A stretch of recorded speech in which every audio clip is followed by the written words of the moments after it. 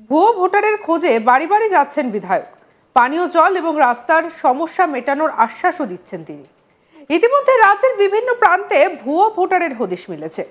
দক্ষিণ ২৪ পরগনা জেলার এবং একাধিক বিধানসভা কেন্দ্রের ভুয়ো ভোটারের রমরমা একেবারে। জেলার বিভিন্ন প্রান্তে ইতিমধ্যেই চিহ্নিত হয়েছে হাজার হাজার ভুয়ো ভোটার। আর এবার সেই ভুয়ো ভোটারের খোঁজে পথে নামলেন ক্যানিং পশ্চিমের বিধায়ক পরেশরাম দাস। ক্যানিং পশ্চিমের বিধায়ক শুক্রবার সকাল থেকে নিজেই বাড়ি বাড়ি ঘুরলেন ভুয়ো ভোটারের খোঁজে। তার বিধানসভা কেন্দ্রের দিঘিরপাড় গ্রাম পঞ্চায়েতের বিভিন্ন বুথে বুথে ঘোরেন তিনি। ভোটার লিস্ট হাতে নিয়ে বাড়ি বাড়িও যান। কোথাও কোনো ভুয়ো ভোটার রয়েছে কিনা সেটা নিজেই সরজমিনে খতিয়ে দেখেন। দলীয় কর্মীদের সঙ্গে নিয়ে এদিন সকাল থেকে বিধায়ক বাড়ি বাড়ি হাজির হন। এদিকে বিধায়কের হাতের কাছে পেয়ে অনেকেই একেবারে নিজেদের পানীয় জল, রাস্তা সমস্ত সমস্যার কথা সামনে তুলে ধরেন। সেই সমস্যার দ্রুত সমাধানের আশ্বাসও দেন বিধায়ক।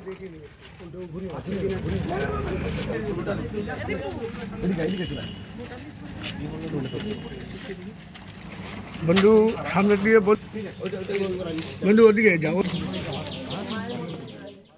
তবে এদিন সকাল থেকে এলাকায় ঘুরেও এখানে কোনো ভুয়ো ভোটারের হদিশ মেলেনি বলেই দাবি তার। কি বলছেন পরেশরাম দাস, শুনবো। দেখুন, আমাদের নেত্রী মাননীয় মুখ্যমন্ত্রী মমতা বন্দ্যোপাধ্যায় এবং আমাদের নেতা অভিষেক বন্দ্যোপাধ্যায় ২৭শে ফেব্রুয়ারি নেতাজি ইন্ডোর স্টেডিয়ামে দলীয় কর্মীদের সারা রাজ্য থেকে ডাক করেছিলেন।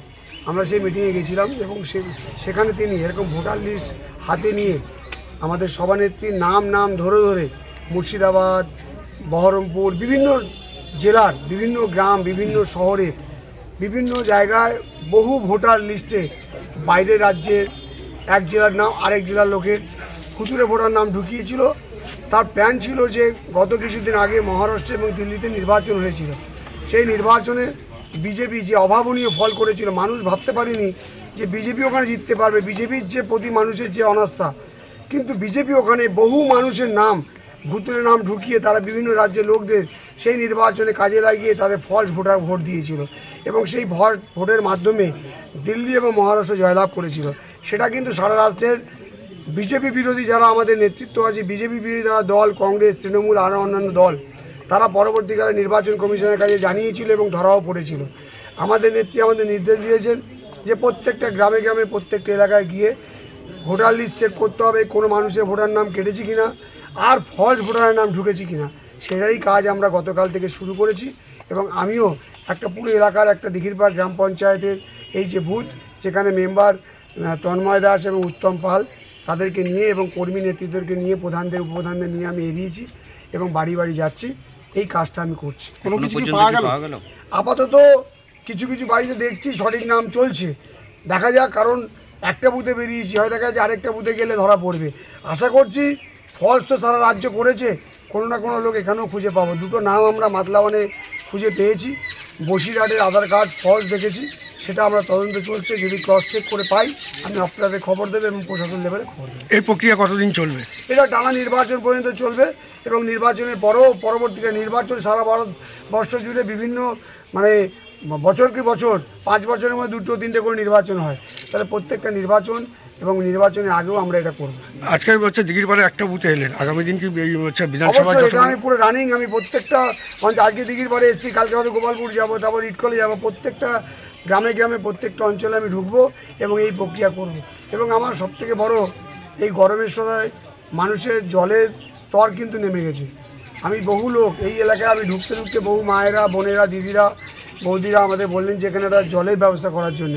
আমি কথা দিয়েছি যে যদি আজকালের মধ্যে আপনারা জায়গা দিয়ে দেন, আমি আগামীকাল থেকেই কল তৈরি করে দেবো, সাবমার্সাল উইথ টিউবওয়েল, প্রত্যেকটা বাড়ি বাড়ি লাইন প্রয়োজনে লাইনটা টেনে দেবো, কারণ পিএইচির লাইন অলরেডি টানছে, সেটা টাইম লাগবে, কিন্তু আমি কল কালকেরই করে দেবো। এবং এই রাস্তাটা অত্যন্ত সংকীর্ণ, যেখানে একটা অ্যাম্বুলেন্সও ঢুকতে পারবে না। আমি বলেছি সবাই 2 ফুট করে রাস্তা আপনারা জায়গা দিয়ে দিন, আমি 1 সপ্তাহের মধ্যে এটা কংক্রিটের ঢালাই রাস্তা করে দেবো। আর এদিকে পঞ্চায়েত সদস্য তন্ময় দাসের বক্তব্য শুনবো।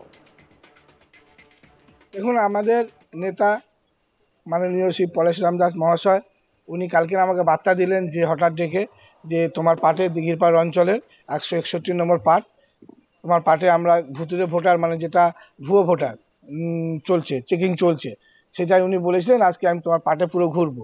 সেই মতো আমরা সবাই আমাদের কর্মীরা যারা ছিলাম আমরা সবাই রেডি ছিলাম। আমরা বাড়ি বাড়ি আমাদের বিধায়ক সাহেব আপনারা দেখেছেন বাড়ি বাড়ি উনি ঘুরছেন, কিন্তু এখনো পর্যন্ত কিছু পাওনি, তেমন কিছু পাওয়া যায়নি। হ্যাঁ, কিছু আমাদের চেকিং চলছে, যদি কিছু পাওয়া যায় আমরা অবশ্যই আপনাদের জানাবো। নতুন ভোটার হবে কি? নতুন ভোটার আমাদের এখানে অনেকই হয়েছে, কিন্তু আমাদের এখানকার বাসিন্দারা হয়েছে, বাইরের কিন্তু কেউ নেই। যা আছে আমাদের এখানকার আছে, যারা 16-17 ছিল তারা 18 হয়েছে, নতুন ভোটার করা হয়েছে, কিন্তু ওরা আমাদের এখানকারই ভোটার। তারা এই বিধায়ক আশ্বাস দিল পানীয় জলের সমস্যা মেটাবেন, কি বলবেন? খুব সুন্দর একটা কথা বলেছেন যে আমাদের আইকন, আমাদের যুব সমাজের নয়নমণি, যার কথায় আমরা ক্যানিংয়ে যুব সমাজ এগিয়ে যাই, যার নেতৃত্বে আমরা পার্টিটা করছি, আমাদের বিধায়ক শ্রী পরেশরাম দাস মহাশয়। এখানকার লোকের দীর্ঘদিনের একটা অভাব ছিল, সেটা হলো পানীয় জলের ব্যবস্থা।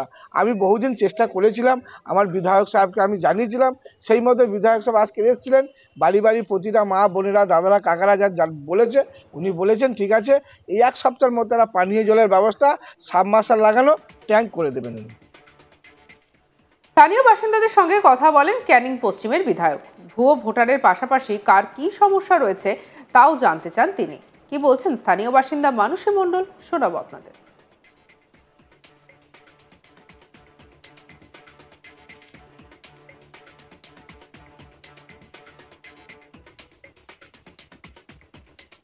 এই যে এখন ভুয়ো ভোটার হচ্ছে, সব ক্যানিংয়ের মধ্যে কোনো ভুয়ো ভোটার পাননি, উনি দেখলেন, এবার পানীয় জলের জন্য বললেন এখানে করে দেবেন, 1-2 সপ্তাহের মধ্যে যদি কেউ জায়গা দেয় এখনই করে দিতে পারবেন।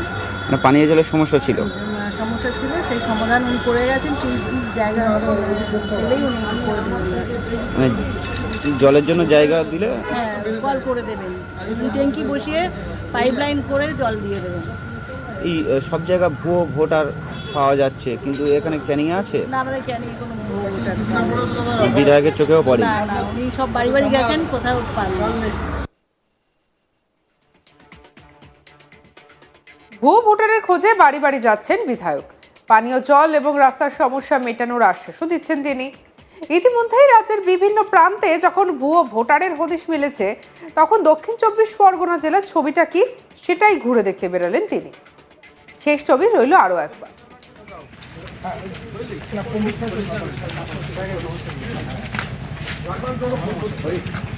ভালো আছে, ভালো আছে।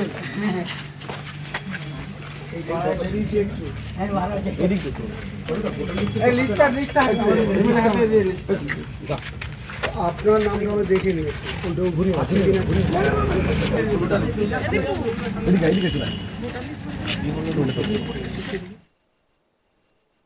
সঙ্গে রাখুন আজ তাক বাংলাকে। আরও অন্যান্য খবরের জন্য সাবস্ক্রাইব করতে ভুলবেন না। এছাড়াও হোয়াটসঅ্যাপে ফলো করে নিন।